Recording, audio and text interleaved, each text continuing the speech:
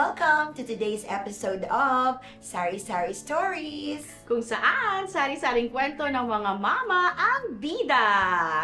With us today is Momski Jo Arzaga. She's the Division Chief or a city's DSWD. Can you tell us what you're doing at work? I work with the children who are victims of sexually abuse, the children in conflict with the law. So, I do monitoring on the case management process and their court-related cases. Lalim. Oo. Oo nga, hindi na natin yung pag-usapan. Sige, Karil.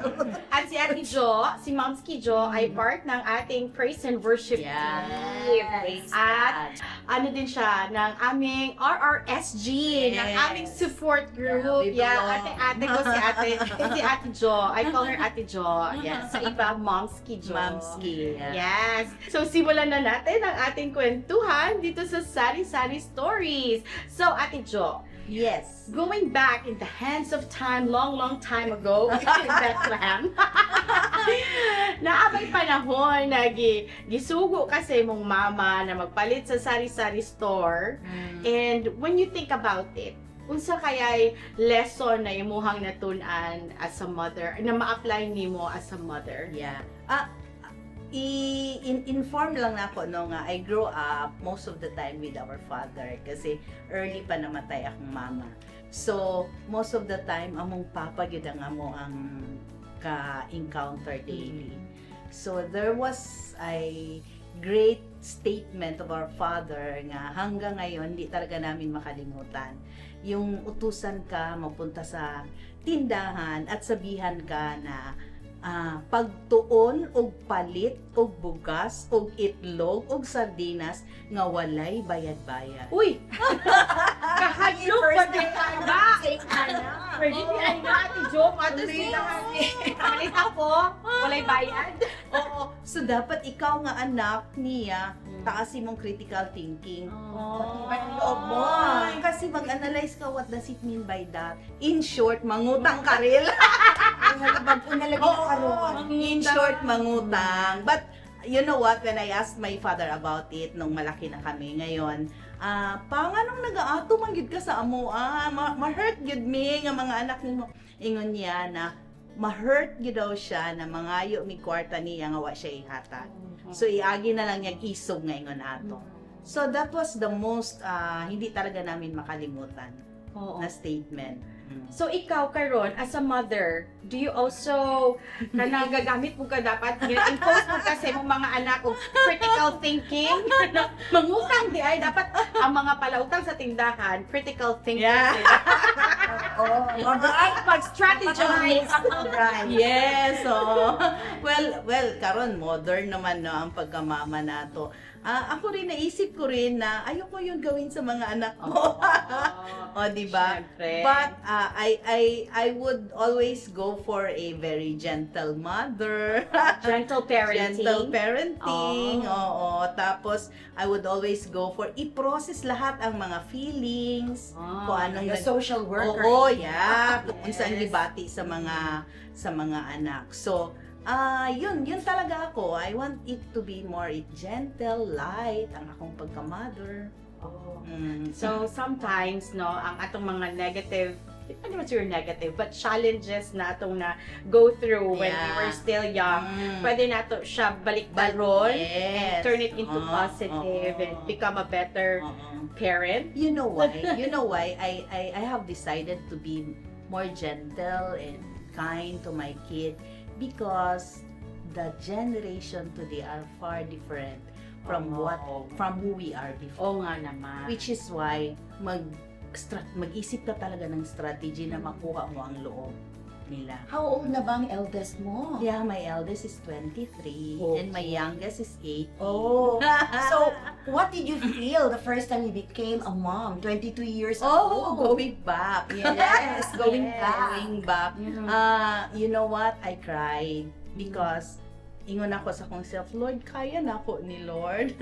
Pero at the back of my mind, nagasawa-sawa gani ka, niya karon mautara ka, di mo kaya. Kaya ni ano na. Ano mag-enter. So, but you know what? The Lord is so good. The Lord is so good. Kay plastaron ra gyud na niya tanan. Little by little ma-learn ra gyud nimo ang pagkamahal. How young were you then? I'm 27. When you bata gave birth. pa. Oh. So, how did you face the challenges, Ate Jo, at that time? At the time, siguro naka-experience kong solo parent ng moment. Oh. Kasi si Nemel na-assign sa Manila. Oh. Unya ako ang nabilin in raising up Joshua, no. But the Lord is so good kay maghilak ko na ako sa CR, maghilak ko pag maghilak ang bata.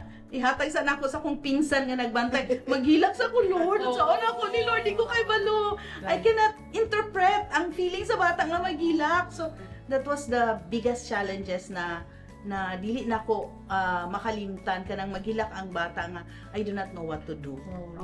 Mahilak siya, mahilak pud ko. Sa iyang Kay hilak. dili man ko maka-interpret. So yun yung dalahin mo siya sa hospital na ikaw lang isa. O yun, mahirap yun para sa walang support na husband for the meantime. Pero nasa Manila kasi si Nem na-assign that time. Exactly, Liz, with So, you being yun. single mom, no? So far, what was the greatest challenge that you faced in your motherhood journey? Siguro this time. This time with the situation that I have, no, you know what, I'm currently striving to be well. But though I have, naanak ko dito sa idea na I am completely healed. Kasi part of our salvation is healing. Yan naman ang sabi ni Lord. And ang will naman ni Lord is for us not to perish. Oo. So, yun naman talaga ang pinanghawakan ko. But the most challenging is that how will you able to perform your motherhood despite of your illness, Your physical challenges physical right challenges, no? Yun talaga ang buti noon kasi you are able to walk, you are able to talk, you are able to spend time with your kids, no? But this time may mga limitations ka na because of your illness. But you know what? I did not allow this kind of illness to hinder my duty as a motherhood. Although na ay times na, ang problema ko lang naman talaga is mobility. Yeah. Hinihinay lang. Mobility lang, slowly. But when it comes to, kaya ko naman pa rin ibigay ang pagiging gentle mother, pagiging provider, kaya ko pa rin naman ibigay for my kid, and even to check on them from time to time. Kasi ang challenge karon sa Aqua is that although they are no longer minors, no, mga adult naman sila, pero I can see in them I can see in their heart that the childlike need of a mother. No, hindi nila sinasabi sa akin that they were affected, pero mafe-feel ko yon. So, ang role ko ngayon, how will I able to turn that feeling na affected sila into a more joyful way of doing it. But the Lord is so good, kaya iyagid kong ginaguide. You know what? I will always show to them that I am strong. Every day, pinapakita ko talaga sa kanila that I spend time with the Lord. I worship with God. Maglanog-lanog akong tingog sa room because I'm sending a message to them that I'm healed because the Lord is providing healing sa akin daily. So in that way, ma-assured ko sila that I am well. I am well. Do not worry about my situation because I am well. So in that way, there was one time a conversation with Joseph. Sabi niya sa akin, Ma, gusto ko talaga na ibalik mo yung short hair mo. Sabi niya sa akin. Why? Because feeling ko mas maganda ka kung short ang hair mo. Ano pa? Ano pa ang feel mo? Feeling ko mas magaling ka tingnan kung short ang hair. Sige. So, in that conversation, Mm-mm. na-realize na ako na, kaning akong anak nag-observe de siya kung sa akong demeanor in the house.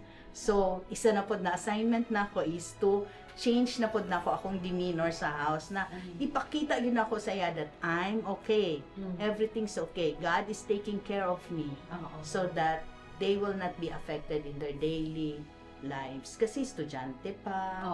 O ang mga emotional nga mga, you know, the emote nila. Yes, Oo, regardless so, of ganon. age.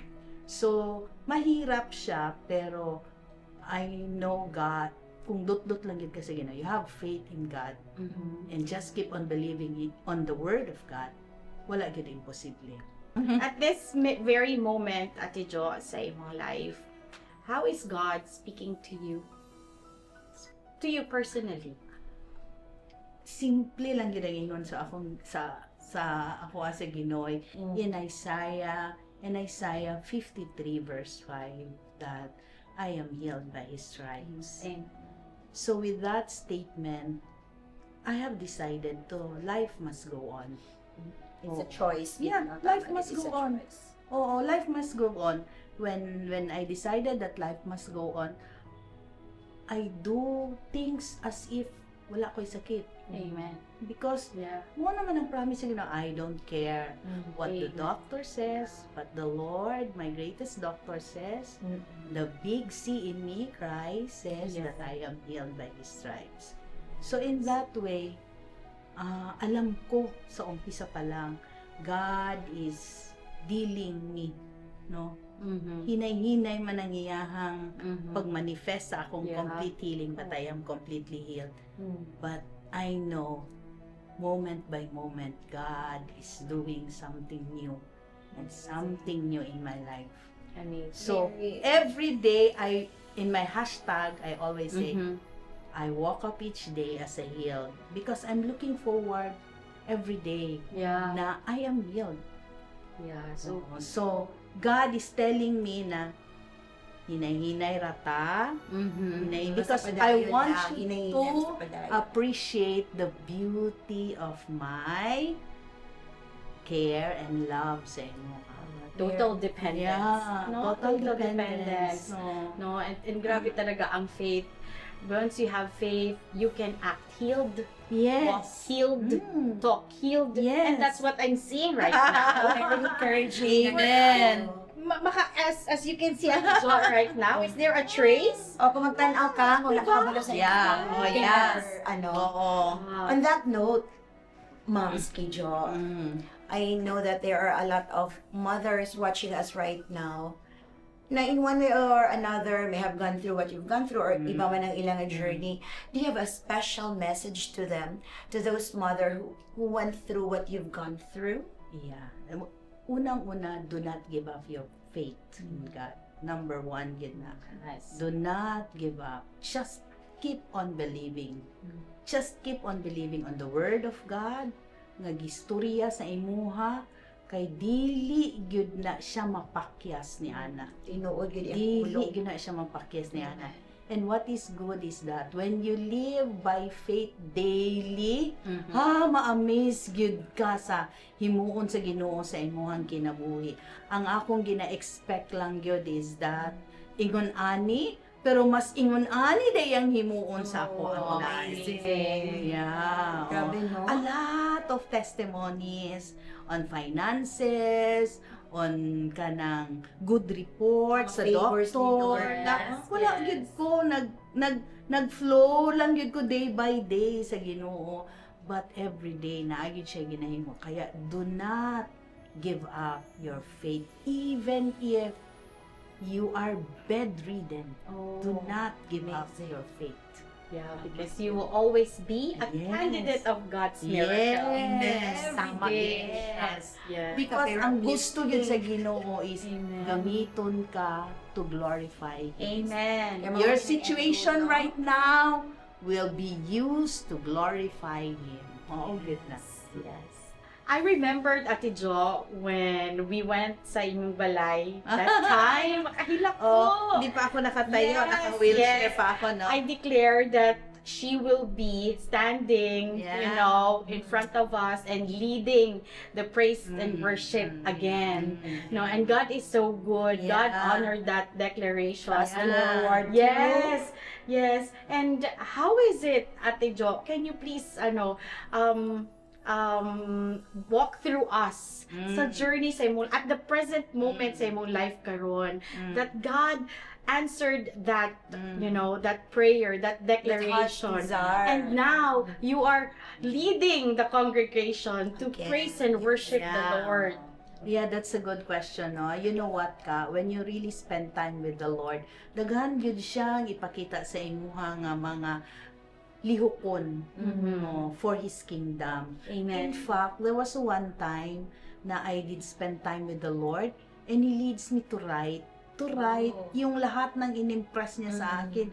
Alam mo, nakakreate ako ng maraming programs na ang tawag ko doon lahat, pillars for the sick, pillars for the elderly, pillars. Nakalagay lahat doon kung anong pwedeng gawin. Sabi si Lord. Sabi ko one time, I will share this to Pastor Andoy. But sabi ni Lord, sinay-hinay, kaya nga ako ayang dealing sa kway, slowly lang yun. Yes, But, yes. balikan mo kung anong meron ka noon na hindi mo na nagawa ngayon. Wow. So I recall. So ang hindi ko na lang talaga nagawa, Lord, to lead the people in worship again. And it is really my heart's desire to lead the people to worship you in spirit and in truth. Yun lang talaga, Lord. So I prayed to God. Sabi ng doktor ko, hindi pa sturdy yung left femur mo to stand up. I prayed, I cried to the Lord. And then after a month na nag-visit kami, maganda na ang result kasi parang the splint is working with your bones, with your blah blah. Dok, pwede na ako ka-stand for 30 minutes or more? Ay, pwede naman. Pag sinabi niya pwede na, that's para the cue. magbalik. So, I told Hannah, nag-hesitate pa si Hannah, but I told Hannah, I assured you, I'm good, I'm doing well. What date was that when you finally went back to leading the worship again? That was a month ago. Diba? A month ago, and then the last Sunday, So twice ka na. ako Amazing. nag-lead. So, you know what? I will never stop doing God's work because yun ang na-realize ko. As long as I live to be used by God For God's wherever glory. I am. Amen. Oo. Kasi naisip ko, kung naaday kay sakit, no? So, ma-worry ka. So, eventually, kung wala kay hugot no pagtuho, mamatay ka. Sayang ang mga pagkakataon na hindi mo binigay for the Lord. Missed opportunities kaya nakafocus ka sa sakit instead of looking unto Christ. At saka one thing na na-realize na ako, it's not about my sickness. It's about God's working in me Yes. and the things that I am able to do even if I am sick. Amen. Ang galing naman. Yes. Ate Hazel, while listening to Ate Jo right now, once we are in the Lord, there's no sayang na moment. Yeah. Even yung moments na in pain ka, physically na may sakit ka, or emotionally, sa mga heartbroken dyan.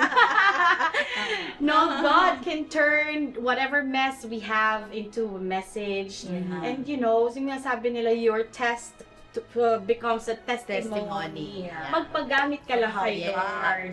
And enjoy the journey. Yes, yun lang talaga. Enjoy the journey.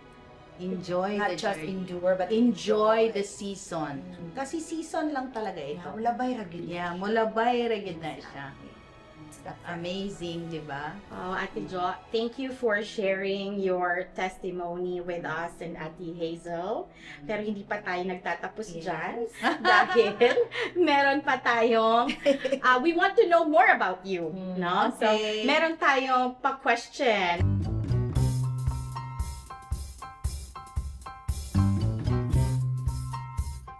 So, let's do our Tindahan Fast Talk because we want to Okay. know more about Ate Jo. Okay. So, pipili ka lang. Kung we give you two choices, pili ka kung alin doon ang Alright. sayo. Okay?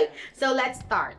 Sibuyas o bawang? Bawang, Coke or Sprite? Coke. Youngstown or 555? Youngstown! Tuyo breakfast or hot dog Tuyo breakfast? breakfast. Pancit Canton or instant noodles? Or Bear Brand or Nido? pa rin. Star Margarine or Lady's Choice? Ladies' choice. 3-in-1 or stick? Stick. Oh, laundry or dishes? Laundry. Okay. Clean house or peaceful house? Peaceful house. Magpigil ng galit o magpigil ng luha? Magpigil ng galit. Lord, give me patience or Lord, give me strength? Lord, give me patience. Raising kind kids or raising smart kids? Raising smart kids. Being strong or being soft? Being strong. Obviously. Obviously. Being needed or being appreciated? Being appreciated. Complete the statement. I am a mother and I am... A woman of faith. Oh, thank you so much, Ate Jo. Ano yung sinasabi nyo Sunday after Sunday? Sige, we're giving you the privilege to do that statement. You are blessed and more privileged that I am here with you. But the Lord Amen. is so good. Yes. Kaya na ako'y opportunity to share my story. It's an honor. And a Yeah. privilege. It's an honor and privilege. That is really good. Thank you for the privilege, Lord. Amen.